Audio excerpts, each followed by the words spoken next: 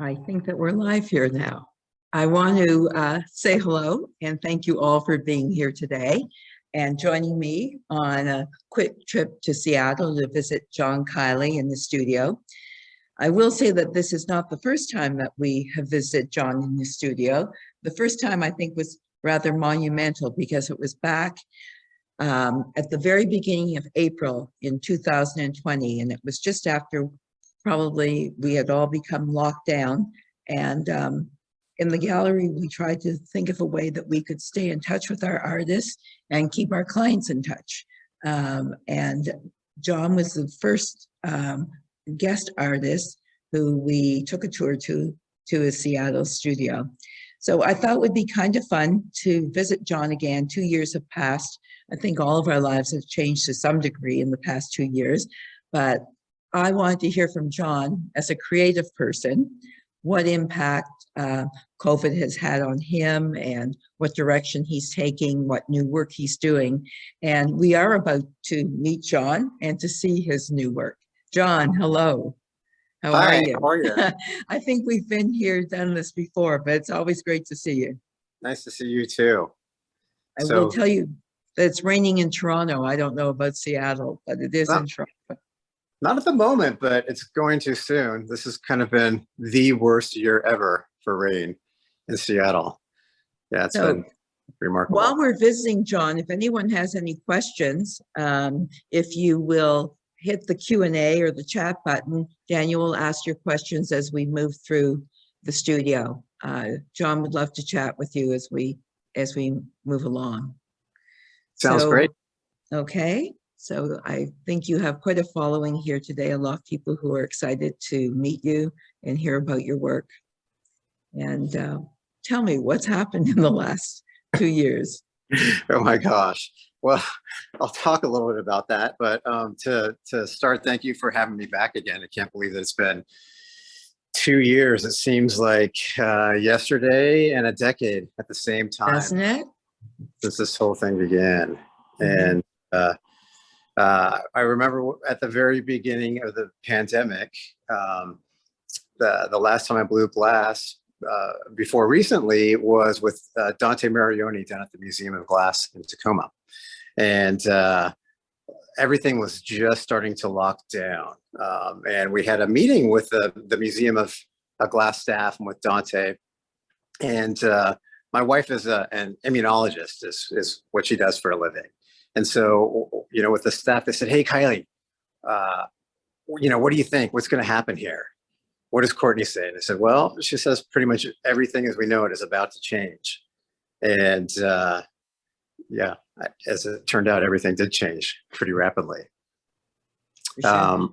So, you know, right after that trip, I took a quick trip up to Canada for a little teaching thing in Alberta, and then back to Seattle, and literally everything was on lockdown. All of the glass studios shut down.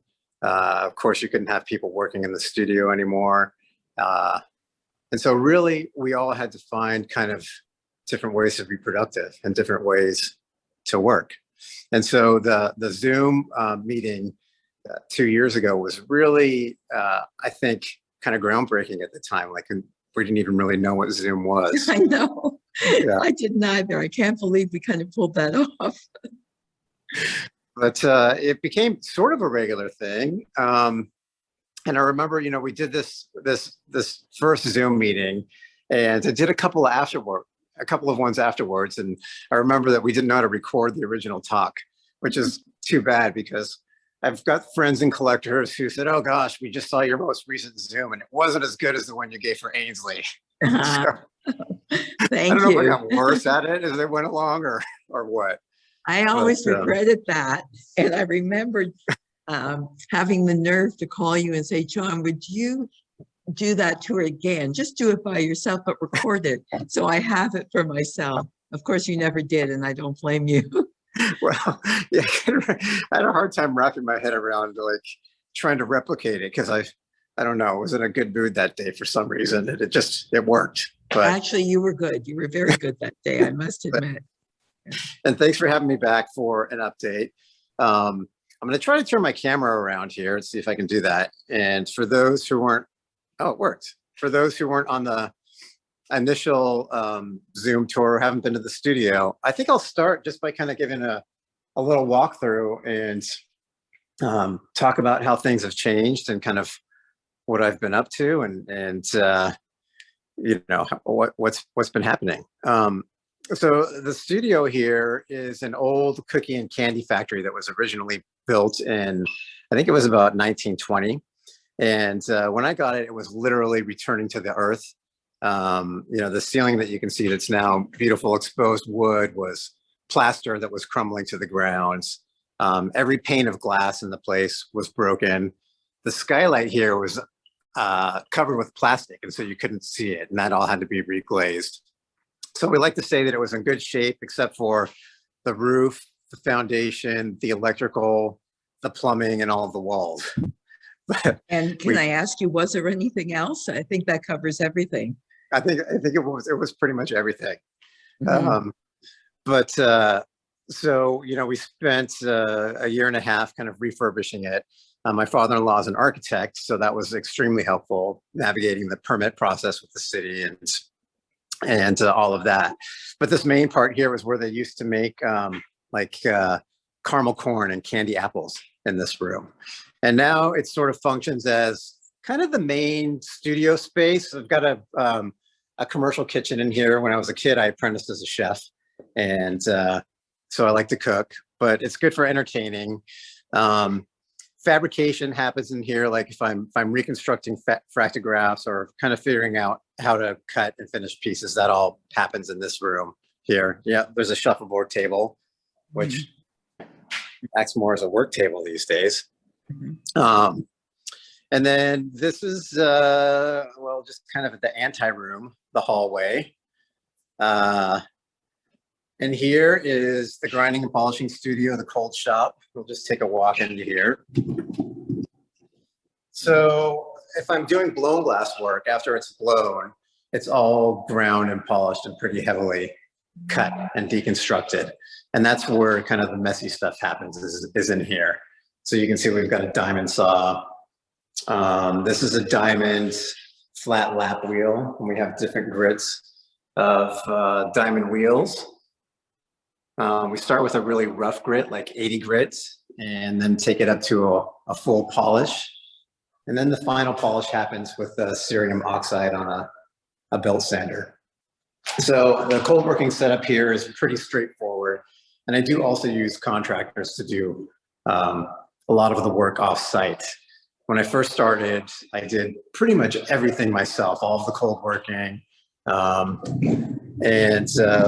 You know, it's tedious, difficult work that's kind of mentally and physically taxing. So as soon as I could afford to, the first thing that I did was start to hire people to work with me doing grinding and polishing. And then this room here is a mock-up room. It looks like a gallery, and it can function as a gallery if you know, people bring tours by. Like sometimes Sandra comes to town, and one time we had a fantastic dinner here for 20 people. And I'll set this up as kind of a gallery space. But really, most of the time, you know, these shades here are closed. I'm closed to the public. But it allows me to get work out of the workshop and into a setting that is just clean. So you can kind of see how things will look. The pieces in the mock-up room are right now some fractographs, and these are some of the most recent pieces. Yeah. Beautiful piece. I just finished this blue one here. And that was this was a challenge. That's a beautiful piece. So many details. Yeah. And this one it's called a thermal fractograph. So it was made by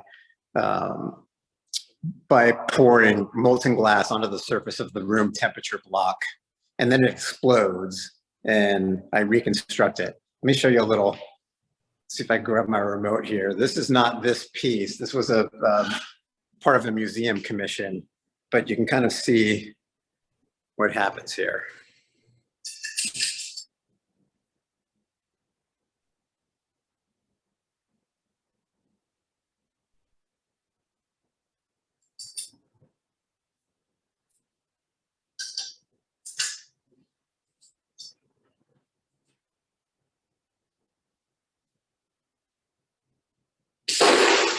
Oh, wow.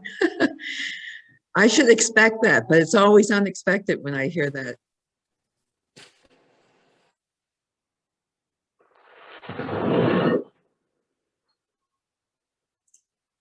So that's kind of the process. Is they're broken using thermal shock, and then there's really no magic. I pick up all of the pieces and put them back together. So So John, when you put them back together, is there a decision that you make whether you're going to use all the glass or not use the glass, and how do you decide that? there is, I mean, there's some practical considerations, like for instance, in this piece here, some of the glass was so fine that it literally turned to dust. So in that case, I don't reconstruct it. But I do intentionally leave out big pieces and sections. So, before they're actually glued, I'll put them together um, 2 or 3 times and take them apart, put them back together and take them apart and kind of uh, see how they want to go and how I want it to look. So I like to leave a little bit of negative space. Mhm. Not always, but usually. And part of that is the mystery of it. One would have maybe their own narrative about what happened to this piece, how it was broken, but I don't think it would be molten glass poured onto the surface. People think bullet is the most common thing Right. in the US anyway. And, I used to, some of these I break with a sledgehammer. Yes, we have one here in the gallery that you broke with the sledgehammer, and it's quite a conversation piece when people see the sculpture and the actual sledgehammer. And they all kind of have a different feel. So these fractographs, I think of them as a record of time and place and energy. The Department of Justice here did a study years ago where they tried to reproduce breaks in glass so they could reconstruct crime scenes. And they found that even in the lab with identical pieces of glass, they could not reproduce the same break twice. That's because glass, as it cools, never forms a crystalline structure. So a break is essentially a tear at the atomic level.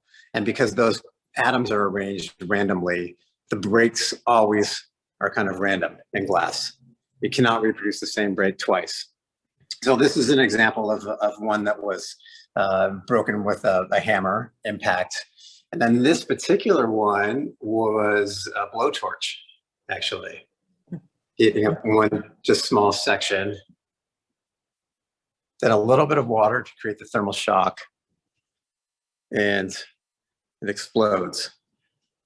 So, in addition to being a record of time and place, these particular pieces are, a record of the time of the pandemic too, because these were all made during the pandemic. My practice is already kind of shifting away from glass blowing. And, the pandemic really just solidified that had to happen for a while. It was impossible to blow glass. If you think of working with a team of 7 people sharing blowpipes and working closely together, it was impossible. About a year in, people sort of figured out how to do it safely. But yeah, I didn't blow glass for a long period of time, and was in here kind of making fractographs and working on some of these new stacked pieces, which these are blocks of molten glass that I arrange in these minimalist compositions. Interestingly enough, when I initially got the glass for the fractographs, my concept was to kind of do these architectural pieces. But then they showed up and I had to break them. Yeah, I was going to ask you, where did that concept come from? Was it just you felt the urge to break them, or had you seen something in some other field of art and you want to translate it? I was thinking about abstract expressionism a lot. And, if you think of Jackson Pollock and how he would capture his energy and his physicality in 2 dimensions on the canvas, that painting would be a record of his movement and a record of what he was thinking and where he was as an artist. Oceans. Yeah. So I wanted to do that in a three-dimensional material. And I was open to different ideas. I thought about, different things with metal. I thought about building a glass furnace that maybe was suspended 20 feet up in the air with a stream coming out of the bottom that you can manipulate to kind of capture this motion and this energy. And then, when I had these blocks made, I said, this is it. Okay, I'm going to take a brand new 10-pound sledgehammer, and the rule is one hit for each piece. And whatever you get is what you get. And then the second iteration was pouring the molten glass onto the surface. And I think of those more as a drawing maybe on the surface of the glass. And I wanted to remove my actual physical energy out of the process of initiating the fracture. So, the glass kind of created a buffer. Plus the concept of this molten mother material coming into contact with a beautifully finished piece and the metamorphosis that takes place. The concept of that was important for me. So when you say you'll probably continue more in that direction rather than in the blow-in field, I know that's not decided yet, where you see that you can go with the fractographs? I think the fractographs have maybe one or two more iterations at best, and then those will kind of wind down. I've been moving more in the direction of these constructions here, which aren't totally resolved. I've got some resolved pieces. This is just stacked, by the way. So this was another thing that was interesting in the pandemic, is working in here alone, fabricating these pieces. The clear blocks are 80 pounds each. So just this physical act of balancing a expensive, beautifully polished block of glass in solitude spoke to me in the pandemic for a lot of reasons. And then I'm working on some other kind of crazy things too. Like these have been in process since before the pandemic, and I'm still not really sure how these are going to resolve, but essentially what it is related to a fractograph in that I take the same material and the same shape, and then I draw an abstract fracture pattern on there, and then it's cut apart and ground and polished. And these will be reconstructed in some form, perhaps in a frame. I'm not sure yet, but we'll see.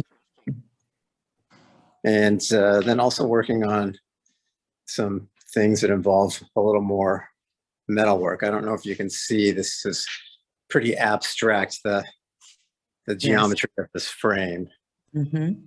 And these are kind of morphing from being stands for pieces into part of sculptures. So I think, being in solitude in the pandemic really forced me to think about some ways expanding the vocabulary of materials that I use and some of the sculptural forms. When you started to work in glass, John, I think you were 17, 19 years old when you began. Was that? 1991 was my first gather out of a furnace, and it was of a pilchuck. So was that deliberate? Was that something that you had thought of for a long time, or some people seem to just kind of stumble in at some point to a hot shop and fall in love with it? But how did it happen for you?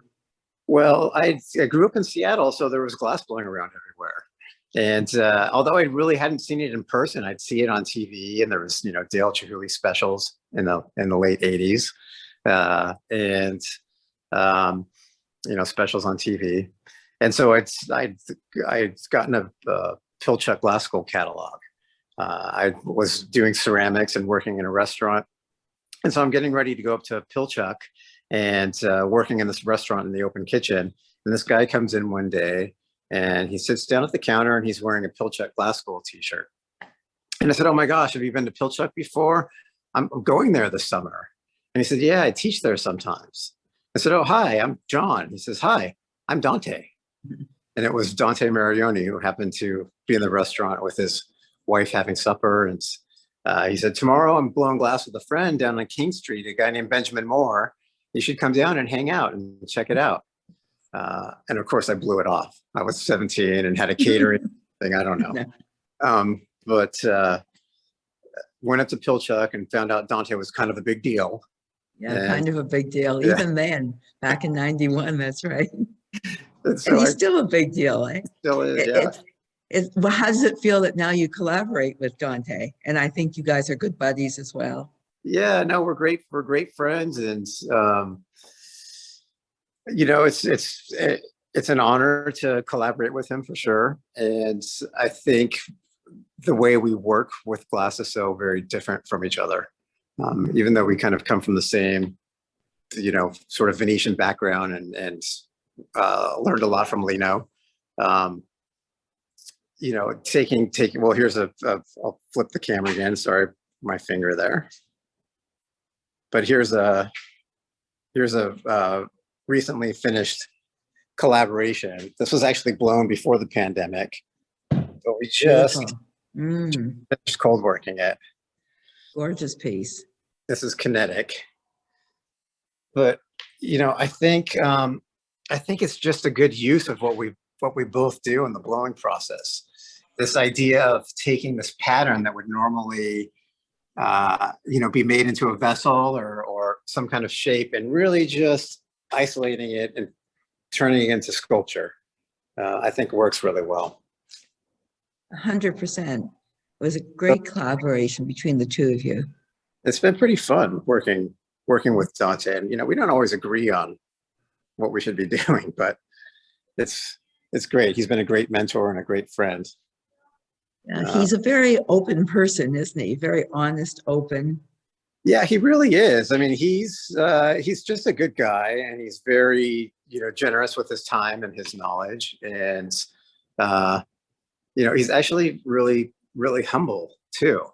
After knowing each other for many years, for my first solo show, I was showing at a gallery here in Seattle that had kind of two separate spaces so they could do two shows at one time. And they asked of another established artist if they would be willing to show in the same month as me. And they sort of said, oh no, we only do solo shows. And Dante stepped up and said, I'll show with you, Kiley. And, you know, I think he's what you call the real deal, Dante. He's the real deal. Yeah, he is the real deal. He's a great guy. Super supportive. Well, there's a couple more things I'll show you that we've done together we're actually just started making some patterns again to do another kind of round of collaborations together. That's interesting. Determined, but and a couple of acorns. You know, we did Dante's kind of known for acorn. And here's this gray reticello acorn. Beautiful.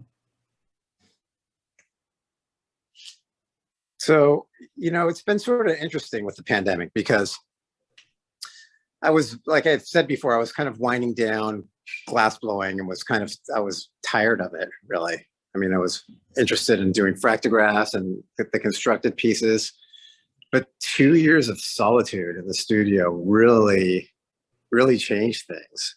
Where last November, December, I was like, I need to have a community again. I need to have some critical dialogue with my colleagues and my friends, and gosh, I want to work back in the hot shop again. So as soon as things opened up, I actually booked a couple of days of glass blowing, one to kind of work on these shadow maker pieces. So this is kind of a very nice. I like these pieces a lot. And then I rented some time down at the Museum of Glass in Tacoma and have been revisiting some of the blown forms from the past. I did that, and actually, oddly enough, like I lost the storage space that I had during the pandemic. And what I had forgotten is that when I started making fractographs, I cleaned out the studio and I took a bunch of work without really any thought for curation or anything, and just packaged it up and put it into storage. And you know, it was archived and I had photographs of it, but it just went away for some reason. I don't, and I unpacked it about 2 months ago. I was like, what? Like, why did I just discard this? Like, this piece was it just hang out in storage? I don't know why. The piece on the screen there. Well, so much of your work looks so risky, and obviously that's the intent.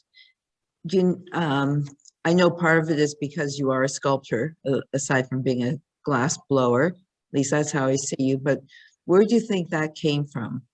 You know, the intent that your work would be on the edge or be at risk. Well, I've had this experience when I was a kid, and You had a what? Sorry. I had this experience when I was a kid. Yes. I grew up in this remodel, and you know what? Let me show you some visual aids here on my desktop. But I grew up in a remodel in Seattle, and you know, it was pretty messy, and the front yard was just full of piles of mud and dirt, and so we'd have these epic dirt clot throwing wars with all the neighborhood kids. And so one day when we were kind of preparing for battle, I picked up a pile of mud and I started to shape it. And eventually I formed a perfect sphere. And so I took this and I put it in the tool shed behind our house. And I mean, it was the perfect object as far as I was concerned. And I'd go and visit it. It was in a little glass dish. And after months of doing this, I brought it out and I showed my friends and I said, hey guys, check out what I made. I said, there's no way you made that. And I said, yeah, I did. I made it with my own hands. I said, well, there's got to be a tennis ball or a golf ball or something inside. I said, no, this was just me. I said, okay, we'll prove it. So I was faced with this decision. Do I return my perfect object to the shed, or do I break it and prove my friends wrong? And so that was the result. Oh, and that was the beginning That was the beginning, this of the broken sphere. pactographs. Isn't that interesting? So that stayed with you, obviously. It really did. That experience totally stuck with me. Mhm. It forms the spherical work and removing sections. And it's kind of, you know, this idea of taking a piece and balancing it on edge where it seems that it shouldn't stand. You know, where it looks like it's in motion maybe, is part of recreating that feeling for me from that time when I was a kid. So basically, we're looking at two spheres that you blow. Is that right? This is And actually made of 3 sections. three. The team has 7 people on it. This piece was just finished actually, and so one half of the team starts the yellow section, the other half of the team starts the ruby section, and then I make this halo in the middle, and they're all joined together hot. So after they're joined together, I inflate them and make essentially an orb or a sphere. And here's what these pieces look like before they're cut. You can see the attachments to the blowpipe and the punty rod here. And then when they come back to the studio, I look at them for a while and kind of mark on them. And then I cover them with black electrical tape and kind of look at the nuance of the form and decide how they're going to be cut. So is that kind of a dangerous time for the glass when you're cutting? Is there a good chance you lose some of those pieces? It is. At times it's been 50% breakage or higher, but 20% is pretty common for these. You can imagine taking a saw into one of these if there's too much vibration, or if the cutting rate is wrong, or if heat builds up, or if there's incompatibility with color, it breaks. It can be kind of scary too. But what's the situation when you cut into it with the saw? Is it just room temperature? Is it just under your control?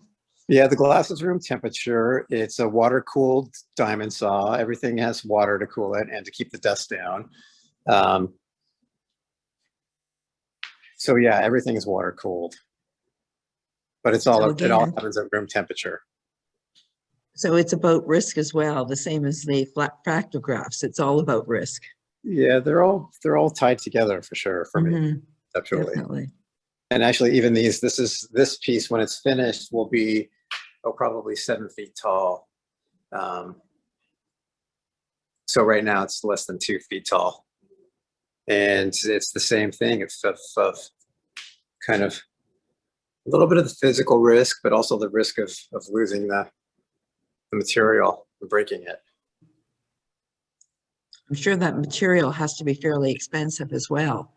It is, Yeah. yeah. It's made for the artificial gem industry primarily. So the glass is very, very pristine. You can see it's like, it's like looking through a window almost. This one's pink. Gosh, we got some great sunlight in here right now. Perfect timing.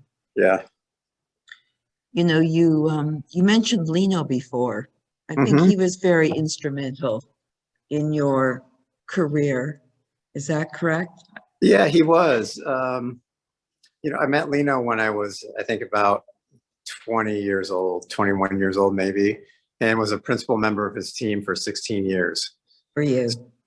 Traveled all over the world with him and was a teaching assistant for numerous workshops, and spent quite a bit of time over in Italy working with him at his little studio there. That must have been exciting. It was great. I mean, he was a great mentor and is a good friend as well. And also very encouraging of my career too.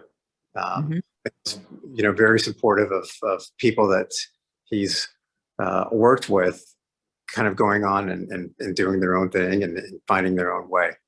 And really that's what he did all those years, being on Murano and making factory work and production work. And then this metamorphosis that he had from designer and craftsman to sculptor and artist. It's incredible. To the maestro. Yeah, absolutely.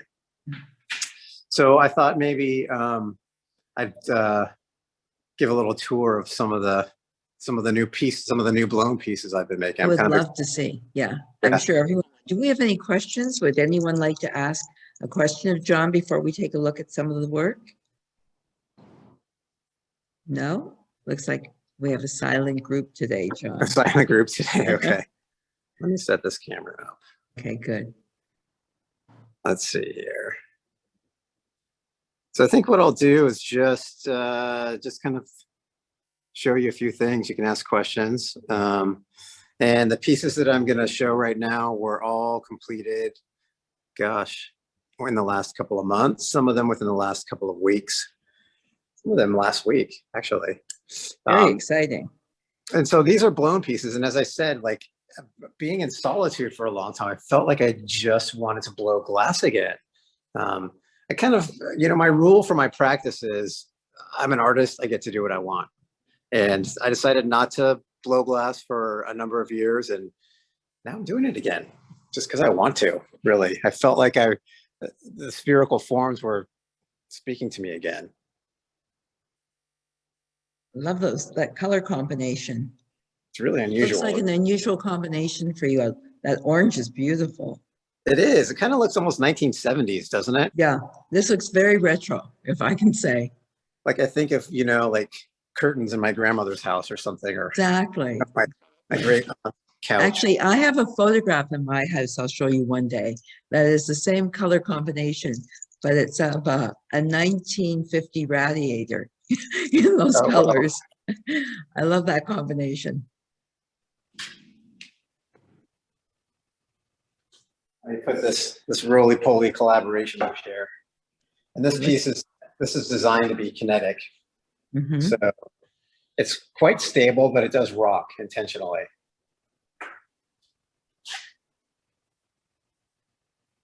Beautiful. And this one we recut a couple of times. I had more kind of straight edges on this one, and Dante and I got together and said, you know what, let's make it a little curvier and do a little more. So this one was you don't do the curves as often, do you? I don't, but this most recent that works. That's beautiful. I've been doing some curvy things. I think I don't know. Maybe that's pandemic too, wanting a little softness. I don't know. So there is a question here. Oh, I've lost it though. Dan, can you ask that question from Paul? Yes, I have a few questions for you, John. First of all, about how heavy are the blow-in pieces? It depends on the piece. Well, let me grab a scale, I'll tell you. I'm gonna say 15 pounds. No, not 15 pounds. 15? Yeah, hold on. Okay. I just grabbed my scale actually. Oh, good for you. Of course, after the pandemic, I'm not getting on this.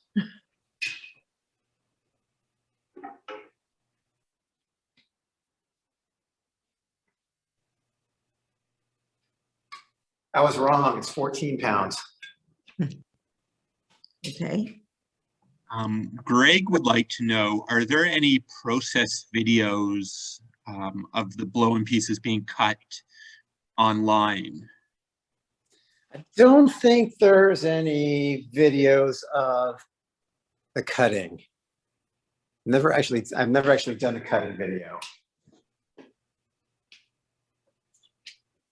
And then Paul would like to know, any thoughts on making hybrid thermofractographs out of a thicker walled blow-in piece? Well, okay, I'll show you something that's in the cabinet actually, and you can grab the camera and do that. So before I was before I was doing the fractographs, I had this whole show made of blown pieces that were very heavily deconstructed. And I pulled all that work to show the fractographs and never showed this work. So look in here, like this ruby and pink piece is all one piece. And it's just totally deconstructed. And this is an element from another piece too. So I think, yes, there was kind of plans to do that, and I'll probably revisit doing some pretty heavy deconstruction on a lot of these pieces, but not in the same way where I'll break them with a hammer or a torch or molten glass. I like the idea of doing something that's just a little more, I don't know, finer or something. This is a piece that's definitely been cut away more than some of the others. Weight-wise? It's more, it's thinner, perhaps it appears more upright, more vertical than some of the other pieces because of the way you've cut it.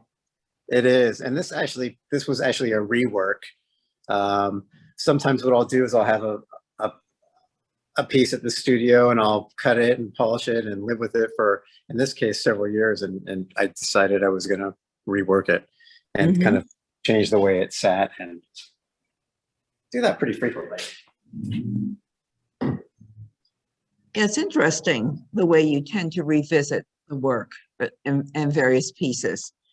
And you seem to live with your work for a long time, John, where you make pieces, but you don't necessarily put them out in the marketplace. Is that correct? That's correct. Some I'll put in the marketplace, and then I'll go back and look at them online and pull them back and say, oh no, I want to revisit this and rework it. And then other times, like you can see on the windowsill behind this piece, there's blanks up there that have been sitting there for years that I haven't cut yet, because for whatever reason, I'm not ready to get into those ones. Not quite sure what I want to do. I really like the piece on the far left, the lilac with the amber color. Beautiful. Oh, thanks. Nice color combination. One more question for you, John. Do the halos start as rondelles? They do not. The halos start actually as a little cup. So, tell you what, let me show you what the halos are. Okay. Back to the screen real quick. The halos start as a cup, and they're made in a, let's see, make them at the beginning of the piece, and then they go into an oven where they stay on hold. And then when we're ready to kind of join everything together, we pick them up on a small blowpipe. And then I attach that to one part of the sphere, so you can see the halo there. Hold on, my camera skills are not fantastic.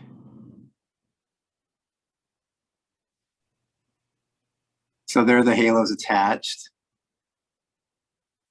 And there it is. Okay, so that'll be the center of the piece here. So at this point, we've got these two halves of the sphere, different colors, and it's kind of an all or nothing thing to put them together. So there we go, fusing the sections together hot.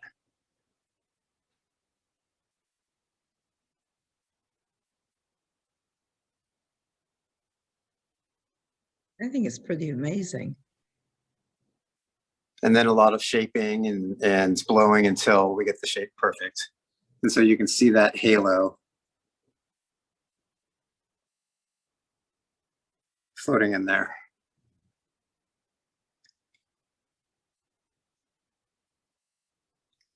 Then into the oven, and then back to the studio to be cut. How long are they in the oven for? Oh, they stay in the oven for about 32 hours. Yeah. Very fascinating. The concept of joining the spheres, where did that come from? Well, technically, it's directly. So there's a process called encalamo, which is the Venetian word for graft, like grafting a branch from one fruit tree onto another tree. And it's a traditional Venetian glass technique of joining distinct colored sections together. So that was part of it. And then also Lino makes a piece called the Saturno, and where he puts sections of bubbles together. And there was always this moment where I thought, oh, stop right there. Like, don't do anything more with this piece right there. Like, do something with this section of the process. So that was not a very articulate way of describing the technique, but part of it comes from how Lino makes a Saturno, was how it was inspired. And being obsessed with spheres, I kind of learned that technique and stopped when they were round. I would imagine after 16 years with the maestro that you would pick up a lot of good directions to go in and to adapt and to make your own, really. I mean, the thing with Lino more than anything is he wanted everybody to find their own path. Didn't want people to emulate them. And I think, you know, this kind of technique is an example of, okay, here's a traditional Venetian glass technique, and then here's this technique that Lino developed to make a Saturno. However, there's lots of examples of joining bubbles together in traditional glass blowing, adding feet onto goblets and bowls and other things where you see the same sort of interaction. And then I guess the challenge is, particularly if you work with somebody like Lino, is to not be influenced too much. That was the challenge for me anyway, is okay, decoratively, that guy's done almost everything under the sun with cane work and graphics. But I was just always interested in kind of more minimalist pursuits myself. That's a beautiful piece, John, the piece you've just taken away. Thank you.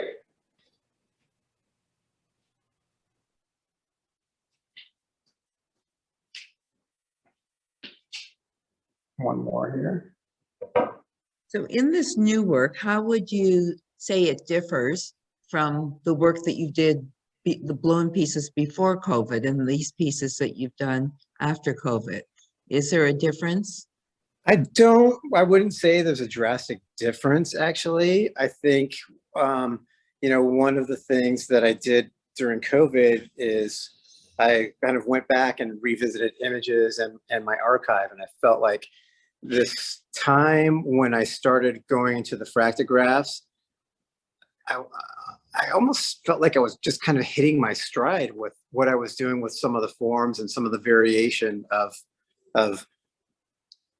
taking this simple geometric shape, take the sphere, you limit yourself to that or an orb, a variation on that with this dividing color in the membrane in the middle. And then what can you do with it? That's the challenge. How many different things can you make? How many different ways can you do it by intentionally holding yourself within this architecture? Mhm. So I don't think it's drastically different. It's not. But I think it's a continuation, and I think I'll explore, new ways of thinking about the form and the color combinations, and we'll see. You know Again, what? Before you take that away, do you know what I see when I look at that? That looks to be very painterly to me. More than some of the other pieces that are more defined. There's something about the way the color blends in or melts in. Looks very painterly. this one's definitely more saturated in color too. Yeah. Okay, thank you.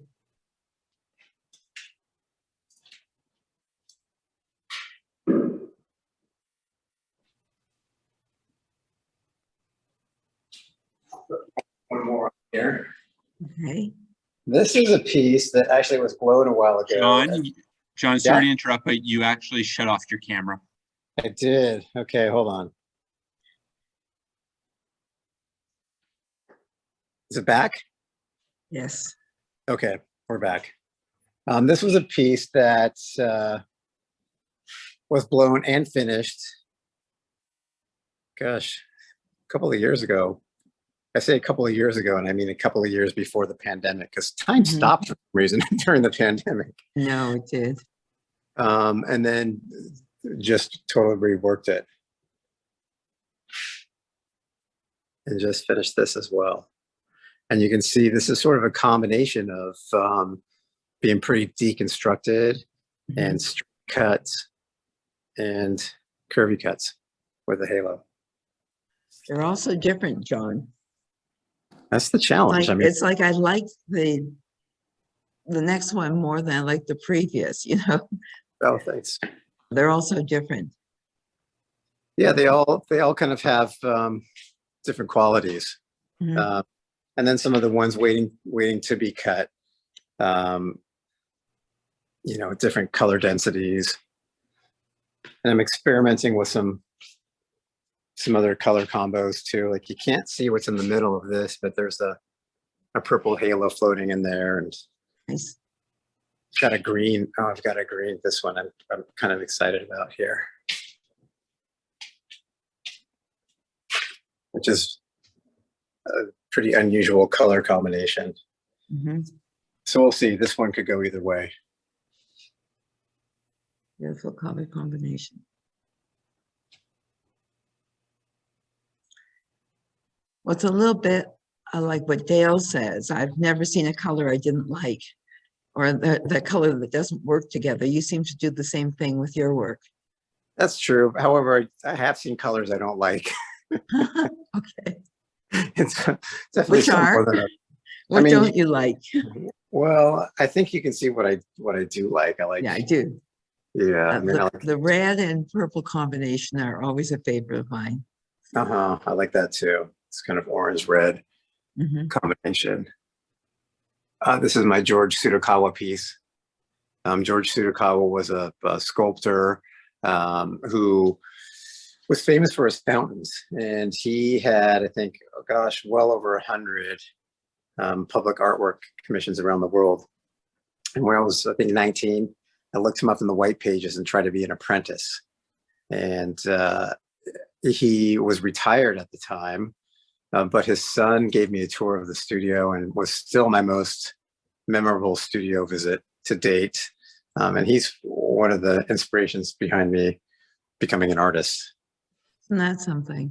Yeah, George Tsutakawa, look him up if you guys can. Tsutakawa. Okay. Some other fractographs kicking That's around a too. that's a new color, isn't it? That the green? I've used the green before, but again, you haven't seen it out in galleries really.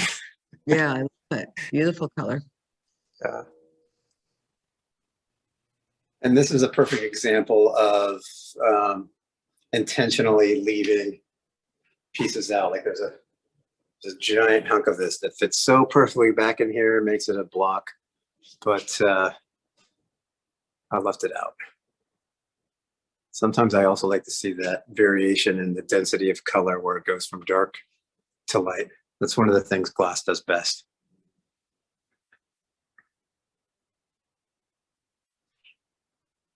Any other questions? Dan, do you have some questions there? I don't have my mouse with me, so I'm having trouble accessing it. Do you have some questions? That's all the questions we have right now. If Okay. we had some maybe teenagers, I'm sure someone would ask you, what are the white pages? The white pages, yeah, good one. Okay, no other questions? And I have a question. I want to know, I mean, I have a sense of where you're going, but tell us a little bit more about where you'd like to go and what you'd like to be doing in 5 years from now related to your work. 5 years from now, okay. Well, 5 years from now, I think that I'll be making works of a monumental scale. I had a feeling you might say that. Larger than human height. I think I'm just kind of starting to scratch the surface with these towers. These towers here. So these That's were very exciting to know. some of the first ones, and I have some in process and some material on order to make these quite large and variations on this. Oh, so will you back away from the furnace, or do you think you would still continue? You know, I think I'm going to do a series of blown work this year, and then we'll see. But I'll back away from the furnace again. I don't ever see myself blowing glass full time or as much as I used to, for sure. George Watts wanted to know about the rock pile in the hallway. I was wondering about that as well. Okay, so this is actually not a rock pile. This is part of a 5-ton glass melting furnace. I did a project in Fort Smith, Arkansas, several years ago, where I went to an abandoned glass factory, and using materials found on site, I constructed a makeshift furnace and broke 11 fractographs in this old abandoned factory, capturing the place and this record of material and time and place. And we made a little documentary about it, which I think maybe you can find on Vimeo. It's called Radiant. John Kiley Radiant is the video. And this was in the corner of the factory along with a lot of the other furnace parts. After they cooled down the furnaces, they removed all of the steel, and the furnaces just crumbled in place. And so I had this hauled out of the factory and shipped back to my studio. And I just kind of present it as found object a la Duchamp on this pedestal. Weighs about 1,500 pounds, I think. But to me, it looks like a geode. It does to me as well. This green glass was the final glass that they were melting in the factory, and you can see it's just stuck to the surface of the refractory brick.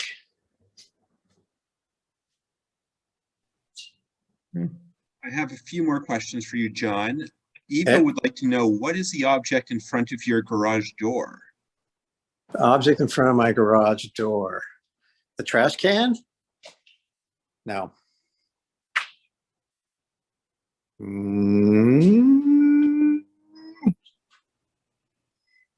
maybe the other way. No. Maybe she's referring to this piece as well. Object in front of the garage door might be that. Now, Janine is asking, what type of glue do you use for your fractographs, and is it safe? Is it element safe? It is element safe. It's an epoxy that's used in the optics industry, and they actually also use it for like putting together off-road vehicles and things like that. So it's just a two-part epoxy that very closely matches the refractive index of the glass. It's pretty tricky to use. It took, quite a learning curve to figure out how to use it. You have to be careful where you put it because you can actually make the cracks totally disappear.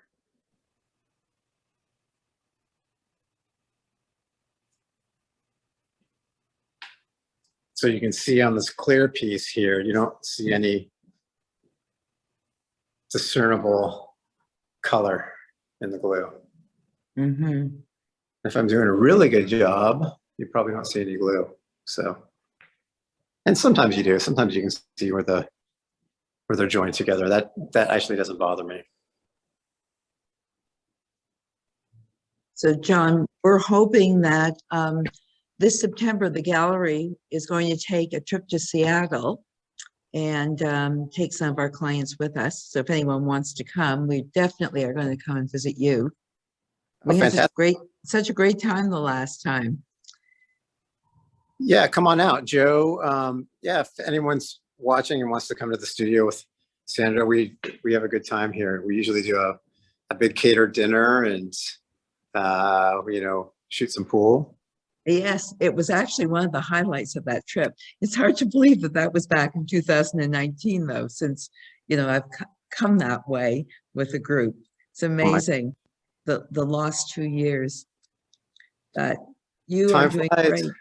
But here we all are, and thanks to the galleries, thank goodness you guys are still around, and thanks to the collectors who have supported us during the pandemic.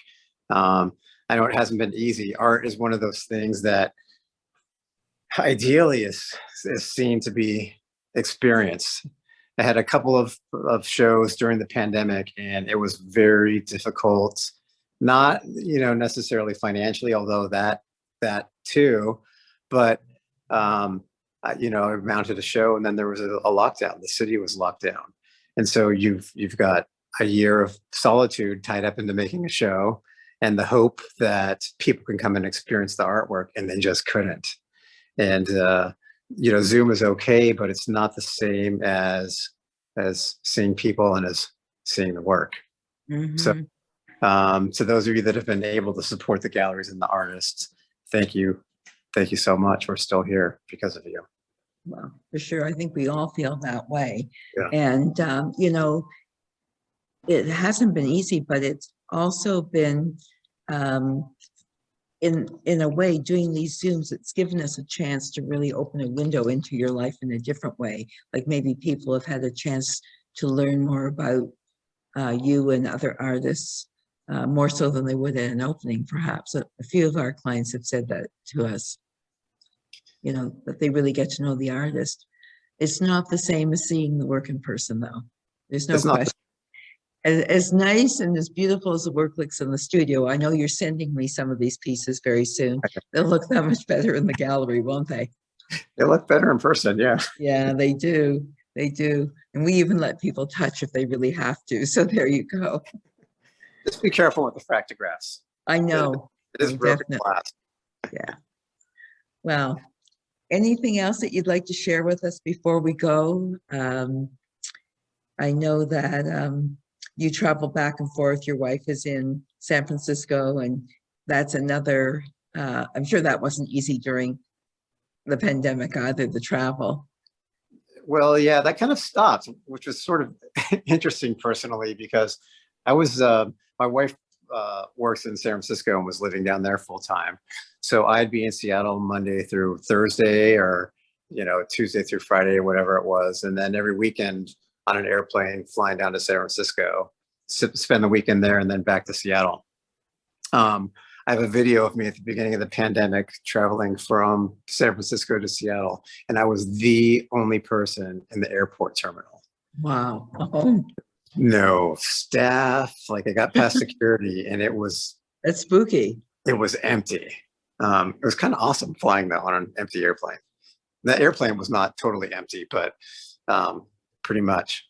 So when the pandemic hit, her job went remote, and she moved back up to Seattle and our with the cats in our tiny little 900 square foot house.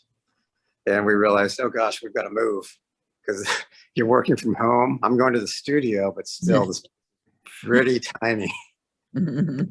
So we moved houses during the pandemic too, and did a little remodel, which was a bit of a godsend to have a project outside of the studio to kind of stay busy and keep your mind off things when you couldn't really work with people. So that's what so many people do. They say, you know, they remodeled, they moved, and many people bought art. So that was to many people's artists and galleries' advantage, of course. Anyways, and I see Greg is saying that he's looking forward to seeing the glass orbs in the gallery. So they'll be here soon, Greg. We'll let you know. Anyways, John, I always love talking to you, even if it's just to say hi. And I'm really glad that I was able to share you with everybody else today and also get a preview of the new pieces. I saw images of them, but it's always nicer to see them in person. I will say goodbye unless anyone else has another question. So it is goodbye until I see you in September and maybe talk to you next week. How's that? Thank you so much. You were great. Thank you so much for giving us your tonight. time today and sharing all this work with us, John. Yeah, and thanks for everybody Really who showed up too. Hopefully we'll see you in person before too long. So wouldn't that be great? Yeah, for sure. Okay, well, thanks, John. Enjoy the rest of the weekend. You too. Ciao for now, everybody. Ciao. Bye. Bye.